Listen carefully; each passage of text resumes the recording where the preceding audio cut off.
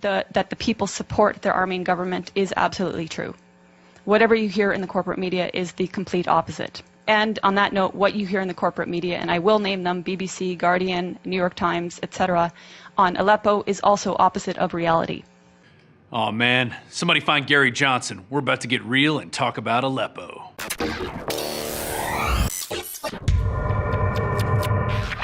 Today in the news, it came out that the Syrian army had liberated the city of Aleppo and was going around systematically killing people in the streets, namely civilians. Now, I'm going to talk about this story, and I'm going to provide some sources here as to why I think this is not true and why we should not believe the reports coming from the Western media. Now, on December 9th, just a few days ago, independent Canadian journalist Eva Bartlett gave a 20-minute press conference as to why we should not believe the fake news coming from the Western media. But why should we believe her? What are her credentials? I've been to Syria 6 times since 2014, 2 of which were with international delegations, and 4 times were independently on a visa I applied for, paid for, and waited for. My trips have been self-funded or fundraised, and I've gone at my own risk and been able to travel freely in the country to areas I wish to travel to. I've been many times to Homs, to Malula, to Latakia, Tartus, Siath, Sweda, and again Aleppo 4 times. So she has street cred that 99.9% of other reporters don't have. She's actually boots on the ground, getting the real story from the people, watching events unfold. And she covered a lot of topics in her press conference, one of which was the ceasefires and why they don't work. Here's what she had to say. There is no faith that any of the parties that the U.S. and Western leaders who have funded these terrorists, there's no faith that they can actually control the terrorists and get them to adhere to a ceasefire. And the people of Aleppo want Aleppo to be completely freed. And the last ceasefire in September was from the very start negated by 20 main terrorist factions who declared they were not going to participate, and from the very beginning violated the ceasefire over 300 times during the duration of the ceasefire. And not only these terrorist factions, while the Syrians and while the Russians adhered to the tenets of the ceasefire, but the American-led coalition itself violated the ceasefire by targeting Syrian army positions in Deir ez-Zor, killing at least 83 Syrian soldiers in a prolonged attack that lasted nearly 1 hour and which enabled ISIS to overtake that position. Next, she implicated the so-called Free Syrian Army into a massive amount of human rights abuses, including executions, hoarding food, oppression of the citizens, blowing up hospitals. Here's just a few of the things she had to say.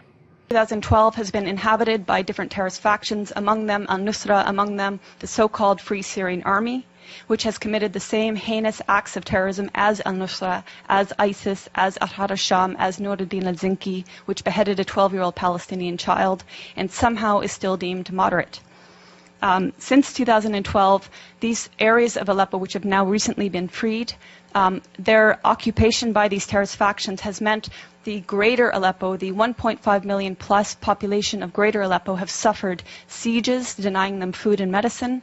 They've suffered for years a want of electricity and water, and they've suffered daily bombardment by these terrorists of mortars, of gas canister bombs, which are improvised and made locally, of water heater bombs, which are even more powerful and can level floors of entire buildings, of conventional weapons like Grad rockets supplied by the West, and etc. The terrorists that declare themselves liberators of Syria do not want people to leave. They've been holding civilians hostage.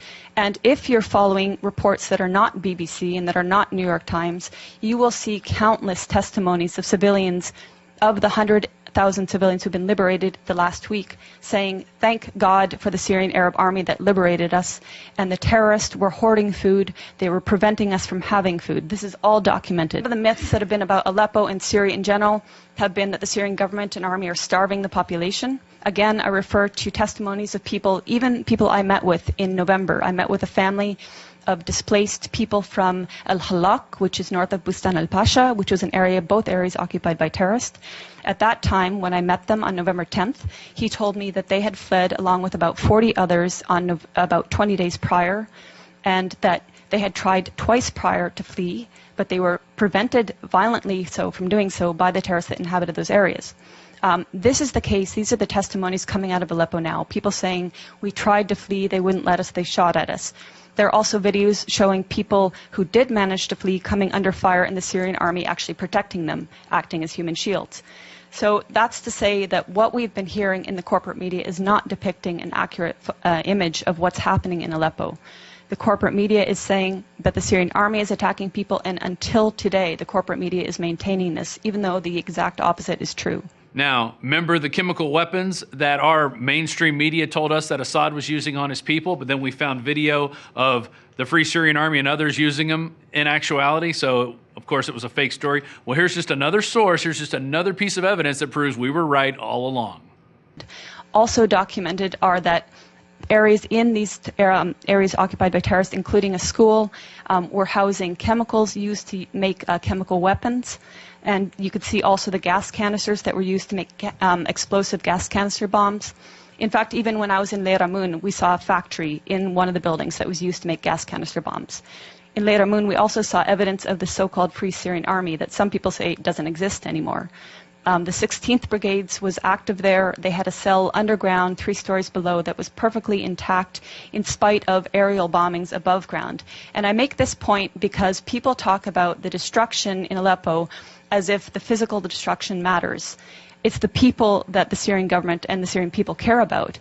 And the destruction in areas occupied by terrorists occurs because the terrorists are bunkering below ground, come up above ground, fire their bombs on civilian populations, and go back below ground. Also, the mainstream media has reported numerous times that Russia has blown up hospitals all over Aleppo and that they're committing tons of human rights abuses. Well, here's the actual skinny from the boots on the ground, Eva Bartlett, Canadian independent journalist. Hospitals have been attacked. Well, this media is referring to the pockets of Aleppo that were occupied by terrorists. And they have manufactured stories, and I can give you a precise account. In April of this year, there was a hospital called the Al-Quds Hospital, which in a concerted effort, all media said was attacked and targeted and badly damaged by either the Syrians or the Russians. In fact, the Russians had satellite imagery showing that this hospital was in the same shape that it was in October 2015. No difference. Therefore, it was not attacked. Months later, The Guardian, which is a prominent British newspaper, actually said the Al-Quds Hospital that it had alleged months prior to be attacked and destroyed was treating victims of so-called chemical weapons attacks. So even the media that is lying is inconsistent in their lies. But there have been hospitals attacked. I went to the Al-Dabit Hospital, which is in Aleppo City. It's a maternity hospital. It was attacked on May 3rd, and 3 women were killed. You would think this would be something raised at the UN or by so-called human rights groups, but it was not. In December 2013, the Kindi Hospital was attacked and destroyed. It was the largest and best cancer treatment hospital in the Middle East. It was destroyed by al-Nusra terrorist truck bombings. And in fact, in recent media reports on Aleppo, again alleging Syrian or Russian strikes on hospitals, Fox News actually had the audacity to use a photo of Al-Kindi Hospital and allege that this is in eastern areas of Aleppo and that this hospital had been attacked by Syrian or Russian strikes. This goes to show how much the media has been lying from the very beginning about Syria and continues to lie. So it wasn't the Russians, it was actually the terrorists using truck bombs. At the end of her press conference, she opened it up for questions, and one Dutch journalist asked her why she was calling the Western media liars. She asked him to name one Western-backed humanitarian organization that's in Syria. There are none. These organizations are relying on the Syrian Observatory for Human Rights, which is based in Coventry, UK, and which is one man. Coincidentally, this is the same Syrian Observatory for Human Rights that just said every hour butcheries are carried out concerning executions of civilians being done by the Syrian army. Makes you wonder, doesn't it? You really have to admire this reporter going into a war zone with no protection, with little resources, and really putting the boots on the ground and getting the straight story out so we don't have to rely on this continual fake news coming out of the Western media. Now, one final note on Russia. It just came out today. Obama crushes conspiracy. No evidence that Russia tampered with votes in election. This is something we've been saying all along. He said, we were frankly more concerned in the run-up to the election to the possibilities of vote tampering, which we did not see any evidence of, he said, and we are confident that we can guard against it. So there it is. Somebody needs to send a giant crow to Keith Olbermann because you know what? That man's going to be hungry. It's been Rob Dew reporting for Infowars.com and Infowars Nightly News. I ain't turning down nothing but my cow.